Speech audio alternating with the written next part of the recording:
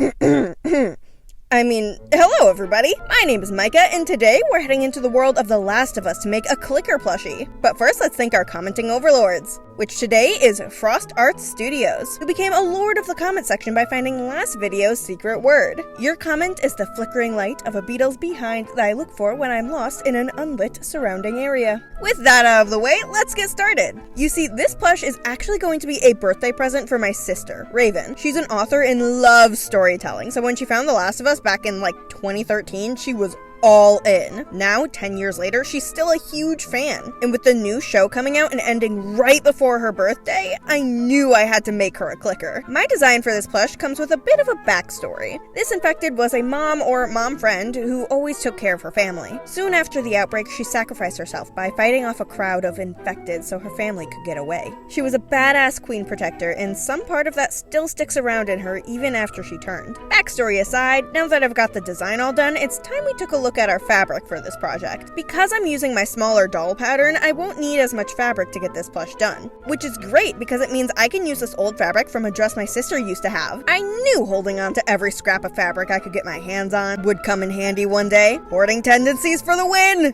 Alright, let's get to work. We'll start out by cutting out all my brown pieces first. I'll be attaching some red Kool-Aid hands and feet later on, so I really only need to cut the top half of the arms and legs. Which is also great because I didn't know if I had enough fabric to cut the full arms and legs. You may also notice that I cut 2 sets of split head pieces, when usually I only use that for the back of the head. Well, that's because I needed a seam to shove all that fungus in, unless I wanted to sew it all by hand, which I do not. Next up, we have to cut our ketchup-y hands. Someone's been eating a messy burger.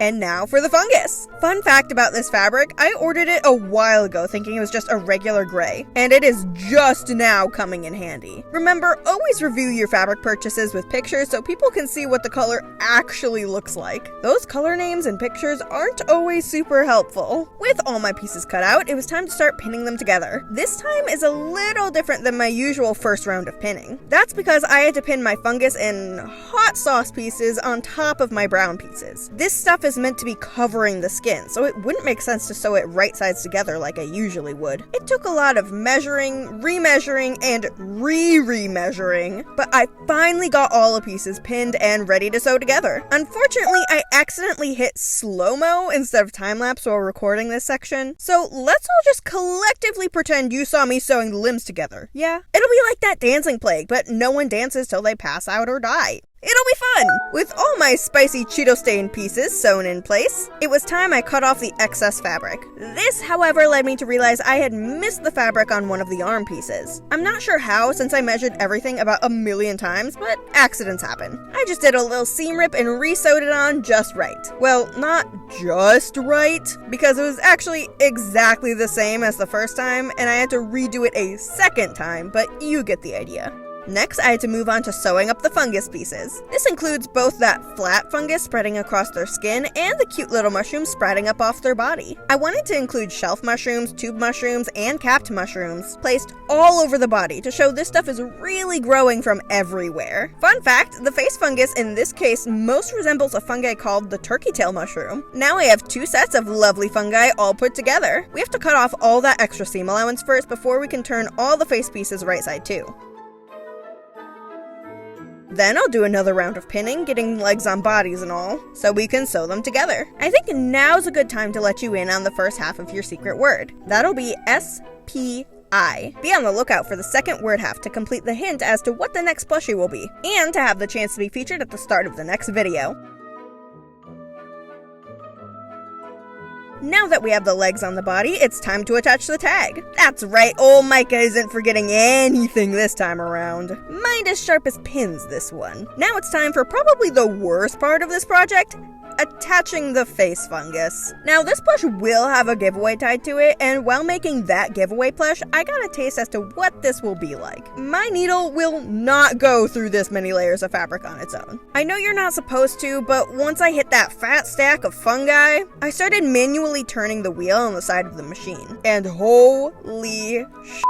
You may not know this, but I have chronic joint pain. So the head may have turned out just fine, but my hand sure didn't. I was in pain for days. It honestly would have felt better if I could just pop my hand off at the wrist and throw it in a cooler. Next up, let's get this head on the body.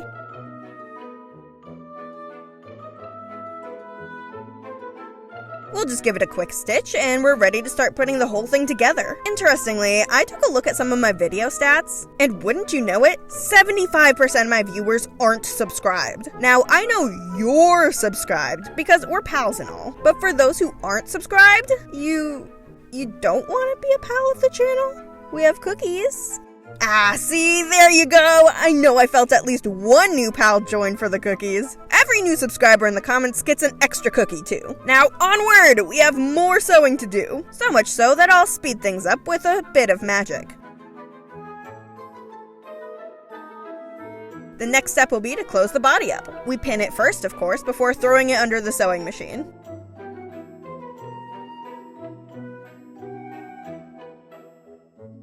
Now we'll pop off the extra seam allowance at the end of the legs, because our very next step is to add on the feetsies.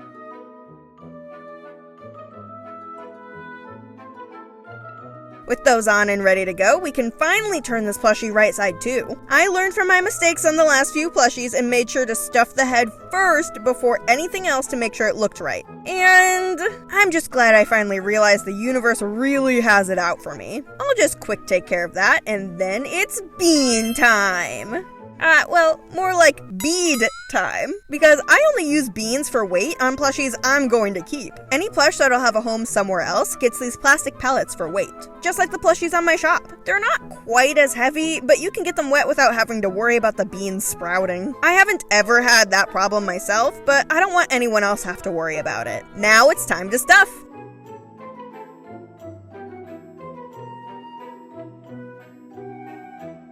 And here we are! She's looking pretty cute, wouldn't you say? But also looking a little naked. So let's fix that. I laid my fabric out on the desk before realizing it was far too wrinkly to cut things out well. So I brought out my handy dandy iron. Now, last time I tried ironing on this desk, I nearly had a heart attack because the heat made my cutting mat bubble up. This time, however, I put down a deconstructed cardboard box to stop the heat from affecting the mat. It was only halfway through ironing that I thought to Google if you even could iron on cardboard. But thankfully, Mr. Google said it was okay. Then I was able to lay my pattern pieces down and get to cutting. Once I started though, I realized this fabric was way thinner than I originally expected. It didn't affect the project too much, but it did make pinning it a little more difficult. The pins just kind of slipped out all the time. After everything was cut, I laid the dress pieces on the clicker to see if it would fit. It was a bit too big, but I was able to do some minor adjustments to get it fitting just right. I started by sewing a couple of key seams and sewing my gathering stitch along the top of the skirt, which is basically just a super long stitch that I can pull the fabric over to give it that ruffled look, turning it into a frilly sundress rather than a straight dress. After that, I got to hemming the faux torn edges. As much as I wanted to leave them raw, this fabric would just shed all over the place if I left it that way. And I didn't want to give my sister the gift of having to vacuum every 2 seconds for her birthday. Now the dress is just about done. I just have to attach the top bit to the skirt bit. In my design, I was going for more of a long and flowy dress. Well, this one ended up more like a short skater dress. It's cute all the same, but with the plush being so petite, it was hard to get it skinny enough and long enough without testing it first. And as you all should know by now, 99% of the plushies you see on this channel are technically prototypes. I didn't test the dress pattern, any of the fungi, or red frosting covered limbs. I just kind of went for it. The only thing I'd use before this is the base pattern. All that aside, I'll cut off the extra seam allowance from attaching the bodice to the skirt and flip it right side too. Now we have an adorably tiny little dress. I'll just pop this on the plushie real quick, and there we go. I added this brown belt for a little extra oomph, but the tails of the bow are kind of going all over the place, so I'll clip them together for a minute while I get to hand sewing. The only thread we need this time is brown to close up the back stuffing hole.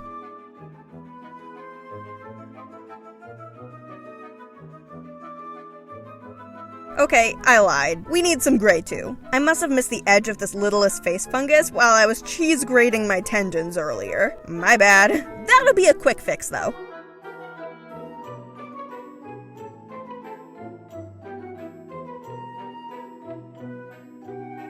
And once that's done, I'll unclip the bow tails and we're ready for the glamour shots.